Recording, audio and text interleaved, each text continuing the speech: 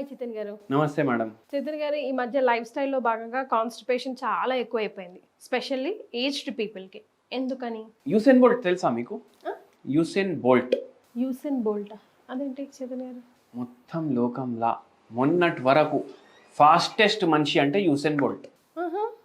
మనిషియా? మనిషి పేరా? మనిషి పేరు. ఓ, ఏంటో ఆయన గొప్పతనం. ఆయన 7-8 ఒలింపిక్ మెడల్లు కొట్టిండు రన్నింగ్లా. Oh my gosh. ఓకే.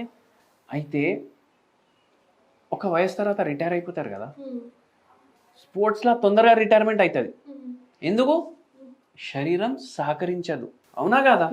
ఏమైపోతుంది? ఇప్పుడు ఆయన 20 ఏండ్లు ఉన్నప్పుడు వరల్డ్ రికార్డ్ చేసిండు.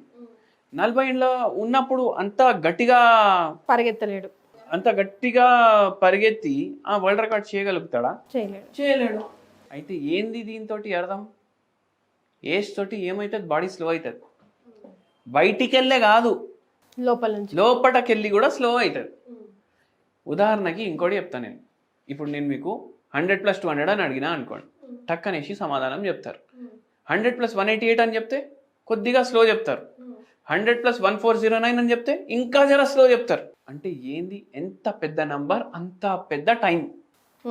ఎట్లా అయితే వయసు పెరుగుతుంది అట్లా మన పేగులు ఏవైతే ఉంటాయి కదా, దాని మూమెంట్లు కూడా తగ్గుతాయి. దాని మూమెంట్ తగ్గితే చాలామందికి ప్రాబ్లం అయిపోతుంది. ఇప్పుడు రింకల్స్ వస్తాయి ఫేస్ మీద, 30 తర్వాత వస్తున్నాయి రింకళ్ళు. ఈ రింకళ్ళు దాచడానికి మనం ఏమేమో చేస్తాం. నిమ్మకాయ రాస్తాము, ఉల్లిగడ్డ రాస్తాము, ఎల్లిగడ్డలు రాస్తాము, అన్నీ. ఏది ఇప్పుడు ఏ వీడియో చూసినా అది రాసుకుంటూనే ఉంటాం. కానీ మనం ఇది ఆలోచించం. మనం లోపటకెళ్ళి ఎట్లా యంగ్ ఉండాలి. లోపటకెళ్ళి యంగ్ ఉంటే బయట కూడా మనిషి యంగ్ అని కనిపిస్తాడు, అవునా కదా? అయితే ఎట్లా ఏజ్ పెరుగుతుంది, ఫేస్ మీద ఉన్న రింకల్స్ మనకు కనిపిస్తాయి. లోపట కూడా ఏదో ఏజింగ్ ప్రాసెస్ అయ్యి ఇట్లా రింకల్ లాంటివి అవుతాయి కదా. ఎలాస్టిన్ తగ్గుతుంది విత్ ఏజ్. మజిల్స్ ఏమో రిలాక్స్ అవుతాయి. ఆ ఎలాస్టిసిటీ తగ్గుతుంది మజిల్స్లో కానీ, పేగుల్లో కానీ, దేంట్లో కానీ లూజ్ అయిపోతాయి. అందుకే ఏమవుతుందంటే వయసు ఎక్కువ అయితే మలబద్ధకం ఎక్కువ అవుతుంది.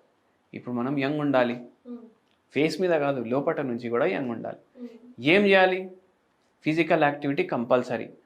అరే నా ఏజ్ ఇంత అయిపోయింది, ఇంకేం పోతాం, ఇంకేం నడుస్తాం, పోతే మొత్తానికి వెళ్ళిపోదాం అని అనుకోకండి. లోపల నుంచి మీరు యంగ్ అనేసి ఫీల్ అవ్వండి. యంగ్ అనేసి ఫీల్ ఉంటే ఒక బాడీలో, మైండ్లో అది థాట్ అదే ఉంటుంది, నేను యంగ్ అనేసి. బాడీ మీద కూడా అది ప్రభావం చూపించడం స్టార్ట్ చేస్తుంది. టైంకి పడుకోండి, టైంకి లేవండి, ఎవరి గురించి పట్టించుకోకండి. ఇప్పుడు ఒక పేషెంట్ ఏమో మలబద్ధకం ఉంది, ఫుల్ నరాల నొప్పి ట్రీట్మెంట్ కోసం వచ్చిండ్రు. మలబద్ధకం ఉంది అంటే మలబద్ధకం వల్ల నరాల నొప్పులు కూడా ఎక్కువైతాయి. మళ్ళా మనం ఒకటే అడిగి, ఏముంది కాక టెన్షన్ మీకు? ఏముంది? రిటైర్మెంట్ అయిపోయింది, సెంట్రల్ గవర్నమెంట్ ఉద్యోగం ఉంది, వస్తుంది పెన్షన్, మొత్తం ఇల్లు నడుస్తుంది, ఏది కావాలంటే అది తినొచ్చు, మంచిగా ఉండండి అంటే.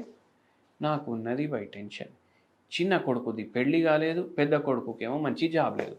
వాళ్ళు బతకనికి కమాయిస్తుండ్రా లేదా? అవును. కానీ ఇప్పుడు మా బాబుకు ఫోన్ కావాలనుకోండి, కొత్తది, నాకు అడుగుతాడు, నాయనా డబ్బులు.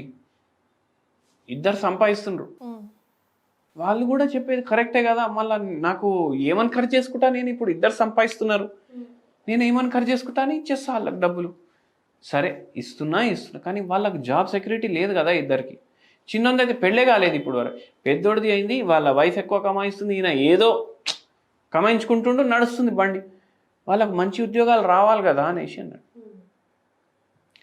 వాళ్ళకు మంచి ఉద్యోగాలు వచ్చినా రాకపోయినా వాళ్ళ నోట్ల తిండి పోతుందా లేదా? పోతుంది కదా. మంచి ఉద్యోగం వస్తే కూడా అదే తింటారు, మంచి ఉద్యోగం లేదు కాబట్టి అయినా అదే తింటున్నారు కదా. మళ్ళీ మీరు బాధపడేది ఏంటి? మీరు ఎక్కువ బాధపడితే మీ కొడుకులకి ఉద్యోగాలు పెళ్ళిళ్ళు అయిపోతాయా? కాదు కదా. మళ్ళీ బాధపడి ఏం లాభం? అయితే ఏమవుతుంది? ఇట్లా అన్నెసెసరీ టెన్షన్లు పెట్టుకోవద్దు. ఈ పేషెంట్కి కూడా మలబద్ధకం ఉండే ఫుల్. ఎందుకంటే థాట్స్ ఇట్లా స్టిక్ అయిపోయినాయి బ్రెయిన్లో. మైండ్లో థాట్ స్టిక్ అయిపోయిందంటే అది బాడీ మీద కూడా ఎఫెక్ట్ చూపిస్తుంది.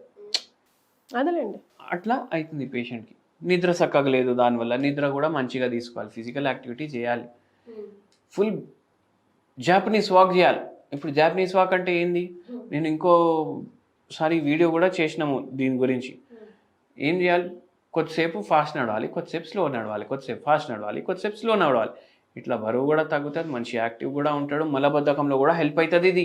చైతన్య గారు, మరి the best home remedy for constipation patients కి సజెస్ట్ చేస్తారు? Best home remedy for constipation అని చెప్తే నేను ఒకటే చెప్తా, మీరు తీసుకునేది సబ్జా గింజలు, ఇవి మంచిగా తీసుకోండి.